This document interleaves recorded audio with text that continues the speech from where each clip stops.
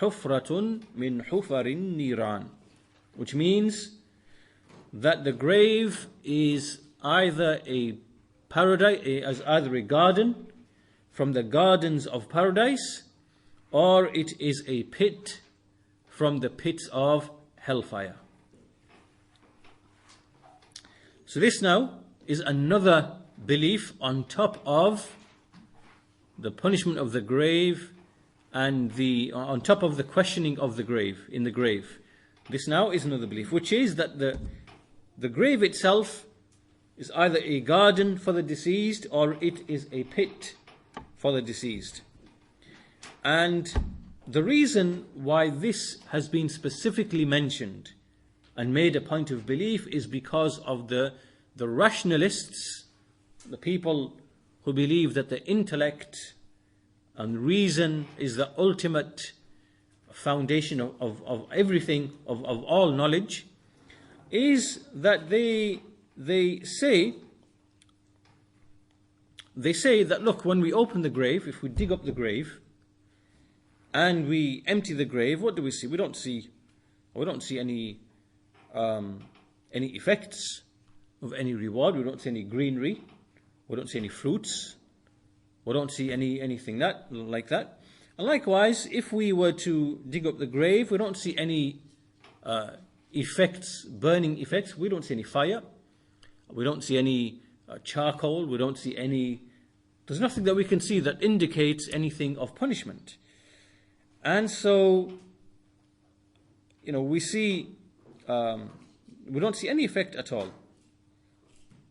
So what they are doing here now, this is a crucial point to understand, which is that in raising this objection, what they've really done is that they've tried to understand the unseen in light of what is seen. Right? So what they see and observe, so we see fire, we see bliss, we see things that we can physically see, and we use that to make an analogy for that which we cannot see, and then they assume that the two have to be like for like. They have to work in exactly the same way. They assume that what is visible to the living person with his eyes and the vision, whatever the spectrum of vision is, that somehow in the barzakh and in the life for the deceased, that somehow this has to work in the same way. Such that if we dug the grave, we should physically be able to see the dead being rewarded or punished. And this analogy, and the basis of this analogy is false and futile. Why? Because the scene, what we see in the life of this world, is completely different to what we cannot see. And this also shows that they wrongly believe that the creation of Allah subhanahu wa ta'ala in this universe is all one single thing. Right? Meaning that what we see, what we perceive, all of creation works in the same way and is the same. And this is incorrect. This is also incorrect. This is also because of a corrupt and false analogy. Rather, we see that there is the alimul ghaib, the world that we cannot see. So there are things that we can't see, like the jinn, for example, or we cannot see the angels. They are made of a different material, different matter that is not within our range of perception. It works in different ways. And likewise, there is the alimul shahada, the world that we can see.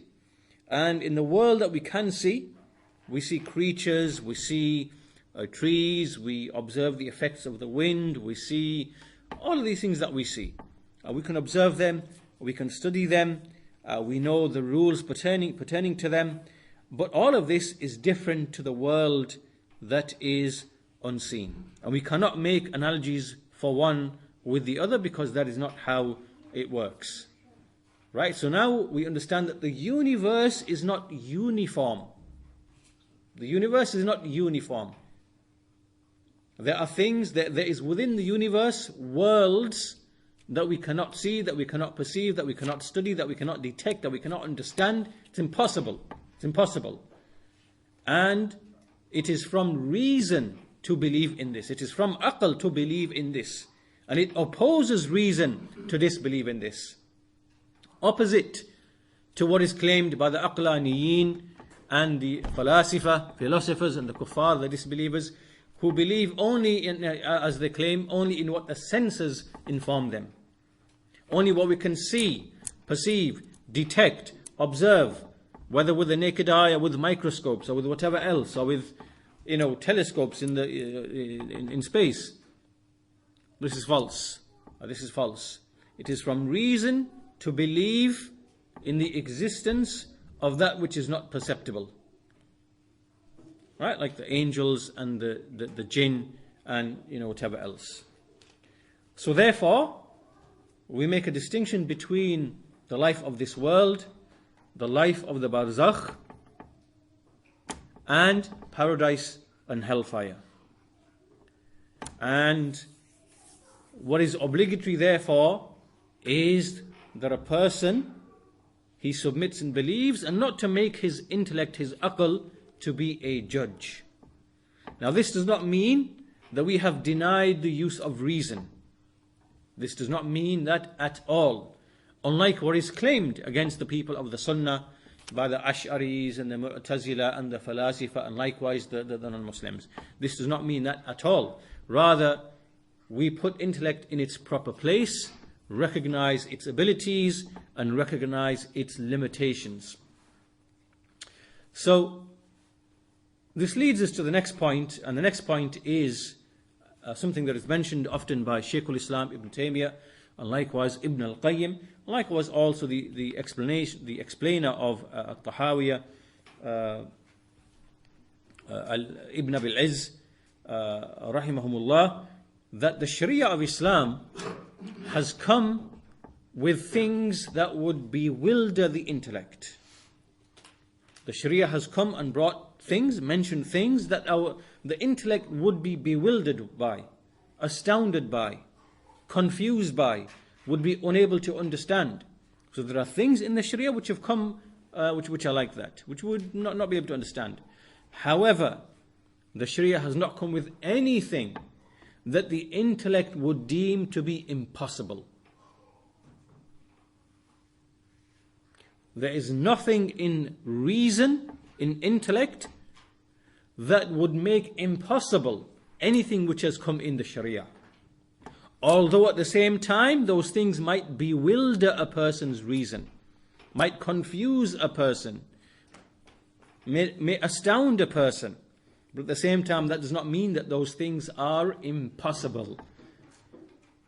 Now, this is an important point to understand, because in a way we answer the objections of the philosophers and the scientists and the atheists and the disbelievers, because just because there are things that they do not grasp and which are astounding to them and unbelievable to them, does not mean that they are impossible. They are two separate things. Something being impossible is one thing, and something being unbelievable, astounding, amazing, bewildering, confusing, that is something else.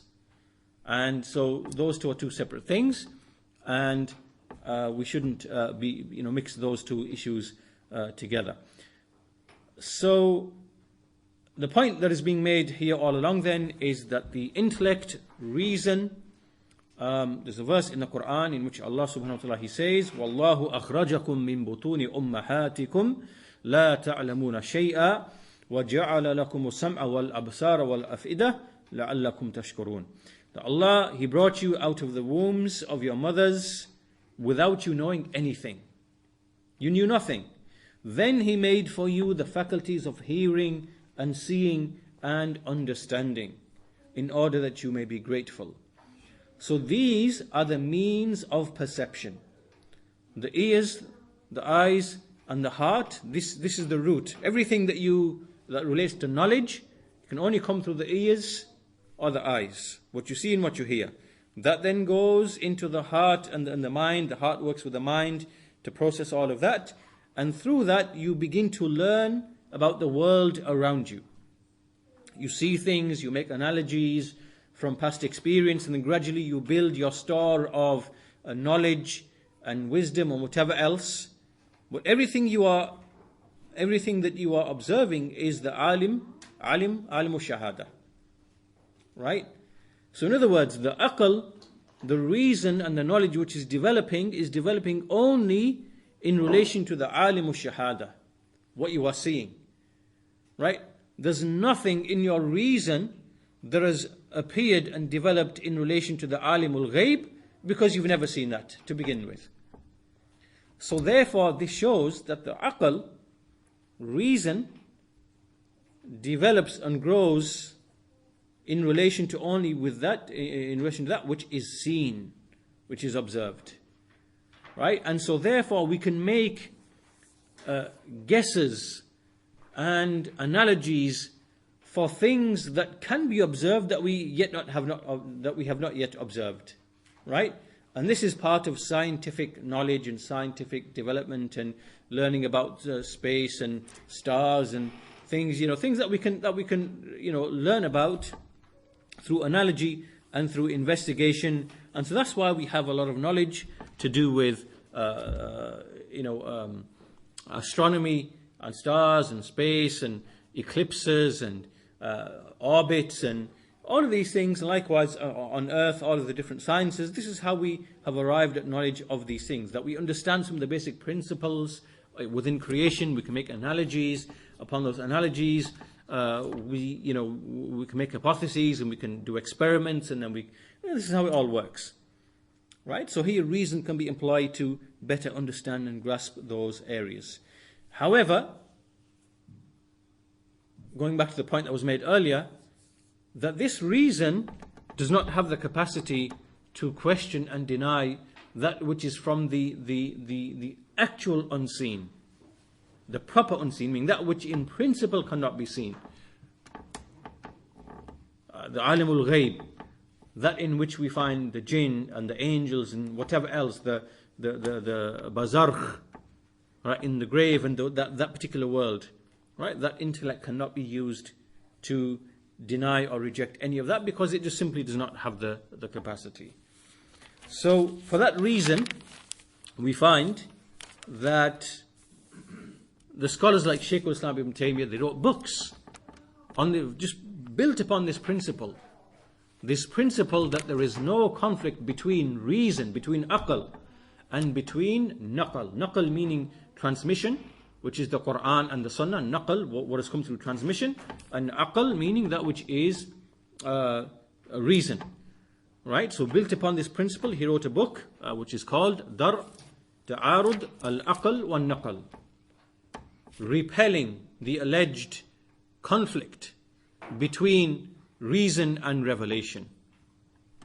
And he wrote this as a refutation of the philosophers and the people of Kalam who claim that there is a conflict between reason and revelation, and then they applied it to the issue of Allah's names and His attributes. And it also applies to other areas as well, like the areas that we are discussing, the belief of in the unseen, like the punishment of the grave and so on and so forth. So he wrote that book upon that very principle. So, and he refuted the Mu'tazila, the rationalists, the Falasifa, and other than them. So once we have cleared this principle, once we made that very clear, then we have no doubt. We have no doubt in what has been said, that the qabr, the grave, is either a rawdah, a garden from the gardens of paradise, or it is a hufra, a pit from the pits of hellfire. Because all of this is from the world of the unseen, for which we have no knowledge, and we're unable to see and observe and study. Now, something that also tells us, something in the life of this world that tells us and indicates this to us, is if you're next to a person who is sleeping, that person in his sleep, in his dream, is either experiencing bliss and pleasure, or is experiencing harm and pain. And you do not know what's happening to that person. And you might even hear that person screaming out, asking for help, Meaning you would physically hear from this person who's next to you sleeping, making noises and saying something because of what they're experiencing in their dreams, what the soul is experiencing. And this shows that this person is in a world that is not the normal world. It's not the normal world. And they're experiencing things. Physically they're experiencing, because clearly if they are seeing something in their dreams and it's affecting the body while they're asleep, and the senses are functioning and they are speaking and they are asking for help, for example, this clearly shows that there's a connection between that state of sleep, which is kind of like a minor type of death, a minor type of the barzakh. In a way, it's like it resembles that type of life, and connection to the physical body. Right? That is actually one of the evidences that Ibn al-Qayyim mentions of the plausibility of the connection between the soul and the body in the grave. Because while you are alive, in other words, while you're asleep, and we see that connection clearly, then likewise that connection can exist in the grave as well. So, therefore, in conclusion, what is obligatory in these affairs is to make taslim, is to submit in these unseen affairs and believe just as the evidences have indicated. And that we do not start making analogies with the intellect for the world which is unseen. And we don't start making objections with aql, with reason, against the sharia, because that is founded upon a false principle. The aql doesn't have that capacity to do that to begin with. And it should simply, the intellect should acknowledge that it is limited. That itself is from reason. It is from aql, from reason, to acknowledge that aql is limited. And this is where we differ again with the falasifa and the malahida, the philosophers, the atheists, the scientists, the kuffar, because they worship and glorify the intellect and believe that it can arrive at the answers for everything in the universe. We reject that premise. We deny that premise. That is impossible. The intellect does not have the ability to find all of the answers in the universe, because the intellect as a faculty is based only upon the hearing, the seeing, and the heart and the brain, from which included within which is the brain and the heart, in which there is reflection. And so, because there is in the universe that which cannot be seen with those senses and which cannot be heard with those senses, it shows therefore that the aql has been veiled and blinded from seeing that reality. And so therefore, that claim, we don't accept that claim. We do not accept that claim that the aql has the answers to every single thing. And so on that note, this proves therefore that from reason it is to acknowledge the limit of reason. And so therefore we submit. So therefore what the messengers came with in the books of the affairs of the unseen, we believe in those affairs because they are from Allah subhanahu wa ta'ala. And so therefore we make taslim, submit. We have iman, faith in these affairs. And with that we'll conclude today's lesson. And we'll continue inshallah in the next lesson to do